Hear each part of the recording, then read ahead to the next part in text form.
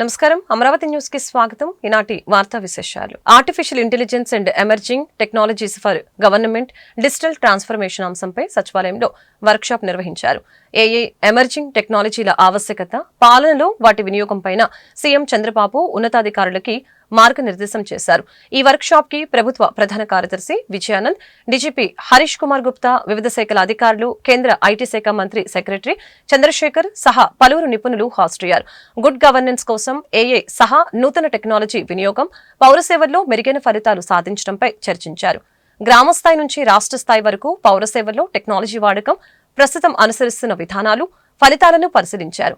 ఏ విభాగాల్లో ఎలాంటి సాంకేతికత వాడొచ్చు, ప్రస్తుత సమాచారం ఆధారంగా సేవలను ఎలా విస్తృతపరచవచ్చు, ఈ అంశాలపై అధికారులు ప్రజెంటేషన్ ఇచ్చారు. పాలనలో ఏఐ వినియోగించిన మానవీయ కోణం ముఖ్యమని సీఎం తెలిపారు. టెక్నాలజీ వినియోగంతో రియల్ టైంలో సేవలు అందిస్తామని అన్నారు. స్మార్ట్ పాలనకి ప్రాధాన్యత ఇస్తూ త్వరలో డేటా లేక్ ఏర్పాటు చేస్తామని అన్నారు. భూ రికార్డుల డిజిటలైజేషన్ వేగంగా పూర్తి చేయాలని సీఎం ఆదేశించారు. ఈ వర్క్ షాప్ 2 రోజుల పాటు జరగనుంది. గ్రామ పంచాయతీల నిధులన్నీ గత ప్రభుత్వం నిర్లక్ష్యం చేసిందని AP deputy CM Pawan Kalyan విమర్శించారు. బిల్లులు రాకపోయినా పనులు చేసిన గుత్తేదారులకి ఆయన కృతజ్ఞతలు తెలిపారు. జాతీయ పంచాయతీరాజ్ దినోత్సవం సందర్భంగా మంగళగిరిలోని సీకే కన్వెన్షన్ సెంటర్లో జరిగిన కార్యక్రమంలో పవన్ కళ్యాణ్ పాల్గొని మాట్లాడారు. పంచాయతీరాజ్ శాఖను ఇష్టంగా తీసుకున్నానని, గ్రామాలు స్వయం ప్రతిపత్తి సంస్థలుగా ఎదగాలని అన్నారు. పల్లెల్లో ఉండటం అంటే ఇష్టం, కానీ కుదరలేదని తెలిపారు. అధికారులు కృషితో గ్రామాల్లో వేగవంతమైన అభివృద్ధి సాగుతోంది. గతంలో చాలా తండాల్లో పర్యటించారు, అభివృద్ధి చేయాలని నిర్ణయించాం. చిన్న పైరవీలు చేసినా చర్యలు తప్పవని పవన్ కళ్యాణ్ హెచ్చరించారు. పహల్గాం ఉగ్రదాడిలో మరణించిన వారికి ఈ సందర్భంగా సంతాపం తెలిపారు. పంచాయతీరాజ్ అనేది డబ్బులు లేకుండా ముందు బదిలీలు జరగవు, సిఫార్సులు లేకుండా బదిలీలు జరగవు. నేను ఆ రెండింటికి మా పేషీ నుంచి చాలా క్లియర్ కట్ ఇన్స్ట్రక్షన్ పెట్టాను. డిప్యూటీ సీఎం పేషీ నుంచి కానీ అధికారుల నుంచి కానీ చాలా క్లియర్ కట్ ఇన్స్ట్రక్షన్ అంటే, ఒక చిన్నపాటి పైరివీలు చేసినా కానీ ఇక్కడ ఎవరు దయచేసి ఉండదు, దయచేసి మీరు ఇక్కడి నుంచి వెళ్ళిపోయింది. ఎందుకంటే నాకు కింద దాకా అట్టడుగు శ్రామికుడు దాకా దీని ఫలితాలు పొందాలి అంటే ఎక్కడా కూడా లీడ్ చేసే వాళ్ళ దగ్గర నుంచి ఏ మాత్రం కూడా అసలు అలక్ష్యం లేకుండా, లేదంటే పైరివీలు లేకుండా ఉండాలని చెప్పి నేను తీసుకున్న నిర్ణయం చాలా చాలా బలంగా అందరూ దీన్ని ముందుకు తీసుకున్నారు. అందుకనే మనకి డిఈఓలు కానీ ఎవరైనా సరే ఏ స్థాయి అధికారులకైనా క్లియర్ కట్గా ఏం చెప్పి మా పరిధిలో ఉన్నంత వరకు ఎంతో మందిని ట్రాన్స్ఫర్ చేయాలి. చాలా మంది మా పేజ్ మన వెంకటకృష్ణ గారు, మన ఓఎస్డి వెంకటకృష్ణ గారు చెప్తా ఉంటారు, చాలా మంది ట్రాన్స్ఫర్లు చేసిన తర్వాత అంటే జీవితంలో మాకు ఎప్పుడు ఇంకా ఒక రైట్ పోస్టింగ్ రాదు, లేదంటే సమర్థత ఉండి, నేను సమర్థతను వెతుక్కున్నాను. నేను నిజంగా ఇంటిగ్రిటీ ఉండి మన పరిపాలనా వ్యవస్థని పటిష్టం చేద్దాం అనుకునే అధికారులు ఎవరున్నారో వాళ్ళని వెతికి పట్టుకోండి. ఫస్ట్ నేను ఇచ్చిన ఇన్స్ట్రక్షన్ అంతే, వెతికి పట్టుకోండి. ఎవరైతే నిర్లక్ష్యం కాబట్టారో, ఎవరైతే సమర్థత ఉండి, ప్రతిభ ఉండి, ఇంటిగ్రిటీ ఉండి వాళ్ళు దూరం కాబట్టారో వాళ్ళందరినీ వెతికి పట్టుకొని మీరు పంచాయతీరాజ్ కీలకమైన వ్యవస్థలో పెట్టండి. అలాగే ప్రతి ఎమ్మెల్యే గారి దగ్గర నుంచి, మంత్రులు, కేబినెట్ సహచరుల దగ్గర నుంచి నాకు రికమెండేషన్స్ వస్తే నేను ఒకటే చెప్పాను, నేను ఈ కండిషన్స్ పెట్టాను. ప్రయారిటీ ఈజ్ ఎబిలిటీ కావాలి, సమర్థత ఉండాలి. అట్ ద సేమ్ టైం నేను రూల్ బుక్ ని నేను వైలేట్ చేయను, నేను రూల్స్ ని వైలేట్ చేసైతే చేయను. అలాగే మీకు ఇవన్నీ కలిసినప్పుడు మీరు చెప్పే వ్యక్తికి సమర్థన ఖచ్చితంగా నేను ముందుకు తీసుకెళ్తానని చెప్పి అందరినీ నేను ఒప్పించాను. అలాగే కొన్ని చేసినవి కొన్ని చేయలేనివి కూడా ఉన్నాయి. ఇది ఒక్కటి ఈ రోజున చాలా సమర్థవంతంగా హెల్ప్ చేస్తుంది. అదే కనుక లేకపోయింది కానీ ఉండుంటే ఈ రోజున మనం ఇంత ఉత్సాహంగా ఈ పంచాయతీరాజ్ దినోత్సవం జరుపుకోవడం మన మనసు ఒప్పేది కాదు. మీరు చెప్పండి కదా, 5 సంవత్సరాల్లో అసలు ఇలాంటి సందర్భం జరిగిందా మీరు ఆలోచించండి సార్. నేను ఒకటి, గ్రామాలు దేశాన్ని పట్టుకొమ్మలు కాబట్టి అది సర్పంచ్ స్వయం ప్రతిపత్తి గల గ్రామాలు అవ్వాలి. కానీ దానికి చాలా కష్టసాధ్యమైంది ఏంటంటే, ఒకటి గ్రామాలు, పంచాయతీలు రాజకీయాల్లో కూరుకుపోయినాయి, లేదంటే వర్గపోర్లో కూరుకుపోయినాయి, లేదంటే కులాల మధ్య కూరుకుపోయినాయి. వీటన్నిటినీ అధిగమించి ముందుకు వెళ్ళాలి అంటే ఖచ్చితంగా మనం ఇర్రెస్పెక్ట్ ఆఫ్ ద పార్టీస్, అందుకే రాగానే 10,000 కానీ 25,000 కానీ మన జాతీయ దినోత్సవానికి కావచ్చు, లేదంటే మన రిపబ్లిక్ డే కావచ్చు, ఇర్రెస్పెక్టివ్ అక్కడ కూటమికి సంబంధించిన సర్పంచ్లే లేరు. దాదాపు 70-80% ఉంది ఇక్కడ. ఎందుకు ఆ భరోసా ఇవ్వడానికి ప్రయత్నం చేశామంటే, irrespect of politics, irrespect of political benefit, irrespect of whether NDA is there or not, ఇక తెలుగుదేశం ఉందా లేదంటే భారతీయ జనతా పార్టీ ఉందా? పహల్గామ్ ఉగ్రదాడిలో ప్రాణాలు కోల్పోయిన మధుసూదన్ రావు మృతదేహానికి ఏపీ ఉప ముఖ్యమంత్రి పవన్ కళ్యాణ్ నివాళులర్పించారు. నెల్లూరు జిల్లా కావలి వెళ్లి శ్రద్ధాంజలి ఘటించారు. ఆయన కుటుంబ సభ్యులను పరామర్శించారు. అధైర్యపడవద్దని ప్రభుత్వం తరపున అన్ని విధాలా ఆదుకుంటామని భరోసా ఇచ్చారు. అంతకుముందు రాష్ట్ర పౌర సరఫరాల శాఖ మంత్రి నాదెండ్ల మనోహర్ కావలి చేరుకుని మృతదేహానికి నివాళులు అర్పించారు. కుటుంబ సభ్యులను ఓదార్చారు. దేశం నలుమూలలకి తెలిపడానికి ఈరోజు మధుసూదన్ గారి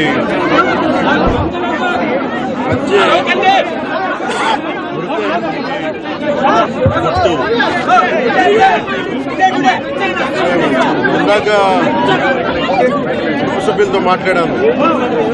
వారి క్షణంలో అడుగుతుంది,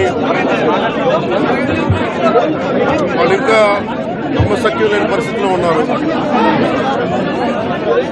ఒక్కొక్కరిని వాళ్ళ కొన్ని వాళ్ళు చెప్పినవి మీడియా ముఖంగా కొన్ని చెప్పడానికి ఇబ్బందిగా ఉంది నాకు. ఎందుకంటే ఈ ఉద్దేశం వాళ్ళ ఏ ధర్మాన్ని ఆచరిస్తారని చెప్పి చాలా కోల్డ్ బ్లడెడ్గా నిర్దాక్షిణ్యంగా చంపేశారు. అన్నీ నమ్మి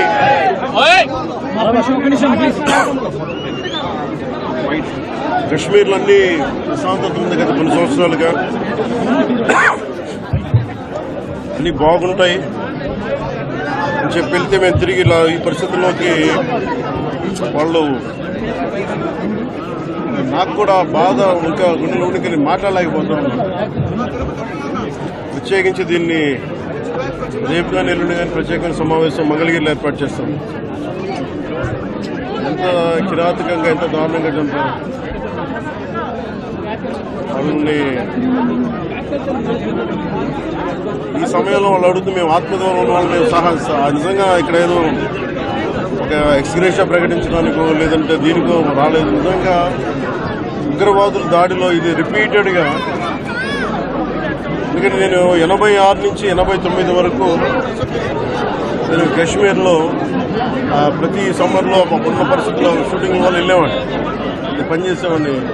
సో నాకు పరిస్థితులు తెలుసు. నాకు మళ్ళీ తిరిగి అలాంటి పరిస్థితులు పునరావృతమైనది చాలా చాలా బాధ కలిగిస్తూ ఉంది. కొన్ని అంశాలు ప్రత్యేకంగా తెలియజేశారు. వారి అమ్మాయి కానీ వారి అబ్బాయి కానీ వాళ్ళ పడ్డ క్షోభ చాలా చాలా వివరంగా తెలియజేశారు.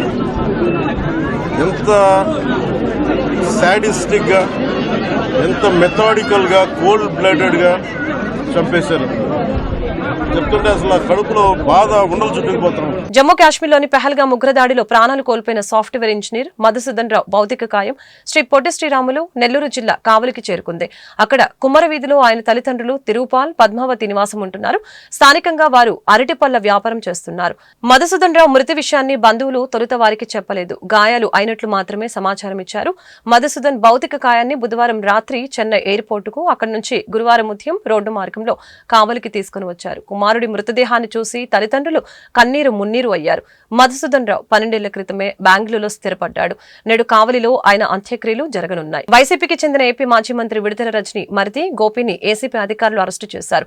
హైదరాబాద్ లోని గచ్చిబౌలిలో ఆయన అరెస్టు చేసి విజయవాడకు తరలిస్తున్నారు. ఎడ్లపాడులో కంకర క్వారీ యజమానుల్ని బెదిరించి డబ్బులు వసూలు చేశారని గోపితో పాటు విడుదల రజనిపై కేసు నమోదైంది. ఈ నేపథ్యంలోనే గోపిని అరెస్టు చేశారు. పహల్గామ్లో ఉగ్రదాడిని నిరసిస్తూ ఈ దుశ్చర్యలో మృతి చెందిన వారికి సంతాప సూచకంగా జనసేన పార్టీ మౌన దీక్ష చేపట్టింది. ఇందులో భాగంగా గురువారం జనసేన పార్టీ గుంటూరు జిల్లా కార్యాలయం వద్ద పార్టీ రాష్ట్ర ప్రధాన కార్యదర్శి బోనపైన శ్రీనివాస్ యాదవ్, జిల్లా అధ్యక్షులు గాది వెంకటేశ్వరరావు, సీనియర్ నాయకులు చందు సాంబశివరావు మృతులకి నివాళులర్పించి మౌన దీక్షకు శ్రీకారం చుట్టారు. ఈ సందర్భంగా వారు మీడియాతో మాట్లాడారు. దేశ సమగ్రత, శాంతి భద్రతలకి విఘాటం కలిగించే చర్యలను సమర్థవంతంగా తిప్పికొడతామని చెప్పారు. ఉగ్రదాడిలో మృతి చెందిన పర్యాటకుల కుటుంబాలకి జనసేన పార్టీ ప్రగాఢ సానుభూతి తెలిపింది. ముష్కర మూకలను ఎన్డీఏ ప్రభుత్వం కూకటి వేలతో పెకిలిస్తుందని అన్నారు. ఈ కార్యక్రమంలో జనసేన పార్టీ నాయకులు అడప మాణిక్యాలరావు, కటకంశెట్టి విజయలక్ష్మి, అలివేలు మధులాల్, జట్టి బాబు, అశోక్, కద్రి సంజీవ్, రంజిత్ కృష్ణ తదితరులు పాల్గొన్నారు. జరిగినటువంటి టెర్రరిస్టుల దుశ్చర్యని ఖండిస్తూ జనసేన పార్టీ 3 రోజుల సానుభూతి సంతాప దినాలుగా ప్రకటించి వారి కుటుంబాలకు సానుభూతి తెలియజేసే కార్యక్రమాన్ని చేపట్టింది. టెర్రరిస్టులుగా ఉన్నటువంటి వారు కూడా మనుషులు, వారు కూడా కుటుంబాలు ఉన్నాయి, వారు కూడా విషయాన్ని గుర్తుపెట్టుకోవాలి. ఒక మనిషిని చంపిన తర్వాత వారి కుటుంబ పరిస్థితి ఏంటి, వారి పరిస్థితి ఏంటి కూడా ఆలోచించుకోవాలి. అయినా కూడా వారు ఇటువంటి దుశ్చర్యలకు పాల్పడితే కూటమి ప్రభుత్వం చూస్తూ ఊరుకోదు. తప్పనిసరిగా వారిపై చర్యలు ఉంటాయి. వారి వెనక ఎంత పెద్ద దేశాలున్నా, ఎంత పెద్ద మనుషులున్నా కూడా వారికి కూడా తగిన శాస్తి చెప్పడానికి కూటమి ప్రభుత్వం ముందుంది. ఎవరూ కూడా ఒక మనిషిని చంపేంతగా ఆలోచన చేయకూడదు. టెర్రరిస్టులైనా కూడా మనుషులే. వారు ఏదో రకంగా వారు ఎవరైతే వారిని ప్రేరేపిస్తున్నారో ఆ ప్రేరేపణలో మంచి తీసుకోవాలి, కానీ చెడుని తీసుకొని ఇట్లా దేశాల మీద పడి, సమాజం మీద పడి మనుషులు చంపే విధంగా రావడం అనేది చాలా దుర్మార్గం.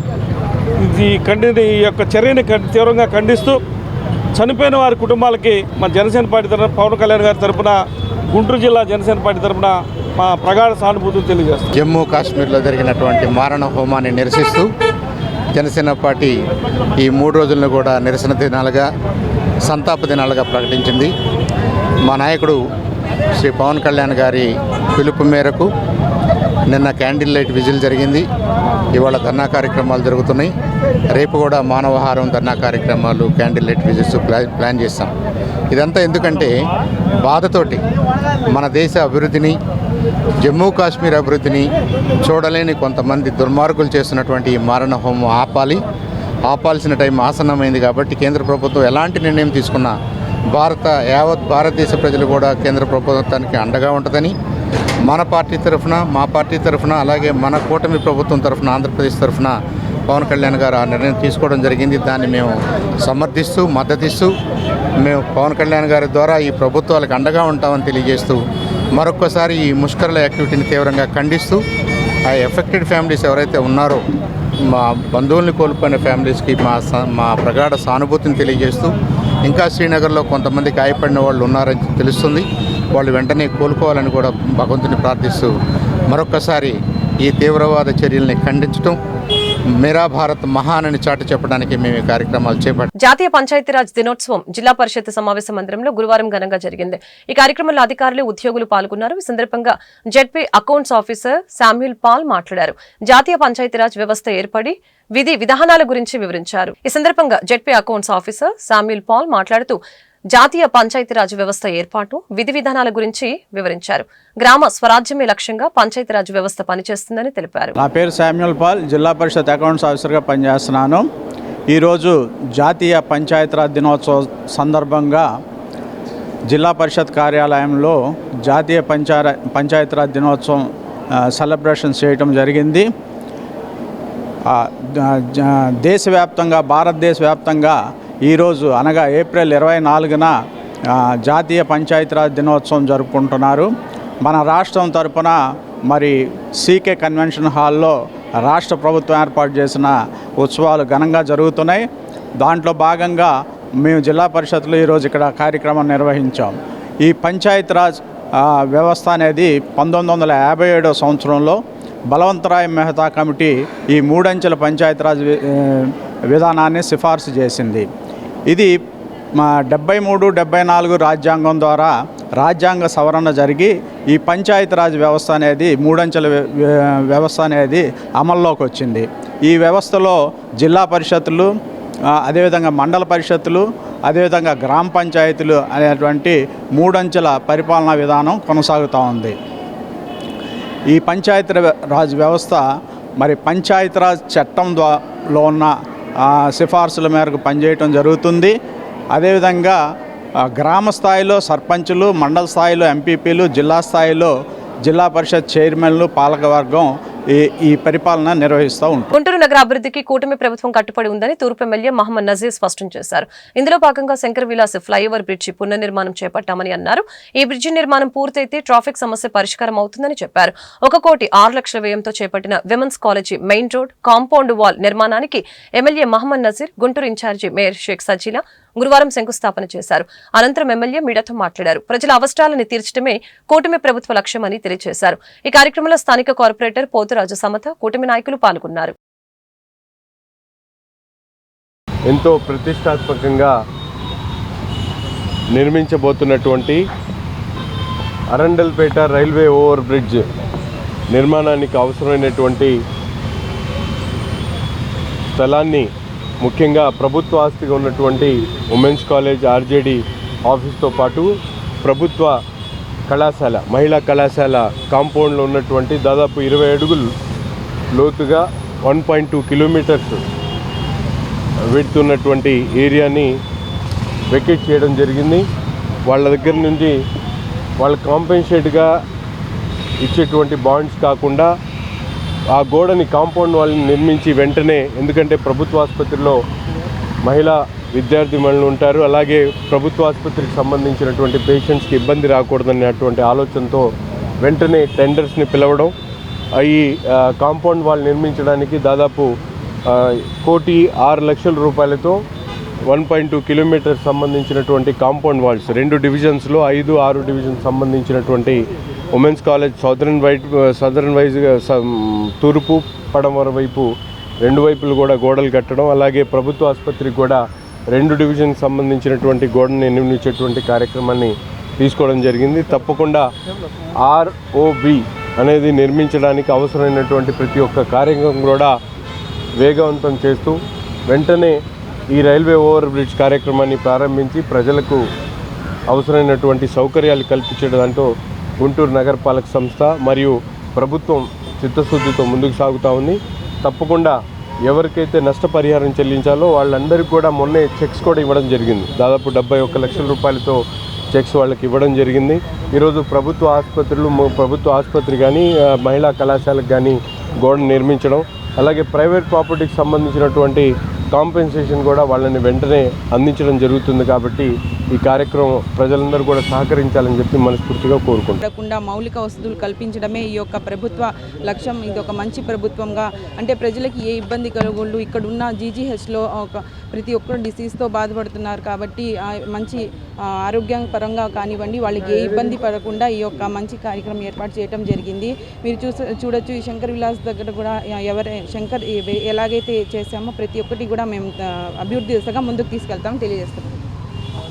ఈరోజు శంకర విలాస్ బ్రిడ్జ్ ROB నిర్మాణం చేపడుతున్నారు కారణం చేత 20 అడుగుల దాకా ఇక్కడ మనకి ఉమెన్స్ కాలేజీ కానివ్వండి, ఇక్కడ RJD ఆఫీస్ కానివ్వండి, జీజీహెచ్ కానివ్వండి 20 అడుగులు లోపలికి వెళ్ళటం వలన మొన్న MP గారి చేతుల మీదుగా వాళ్ళకి కంపెన్సేషన్ కూడా ఇవ్వటం జరిగింది.